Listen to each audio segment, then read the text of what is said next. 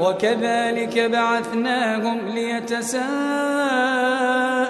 بينهم قال قائل منهم كم لبثتم قالوا لبثنا يوما أو بعض يوم قالوا ربكم أعلم بما لبثتم فابعثوا أحدكم بورقكم هذه إلى المدينة فلينظر أيها أزكى طعاما فليأتكم برزق منه وليتلطف ولا يشعرن بكم أحدا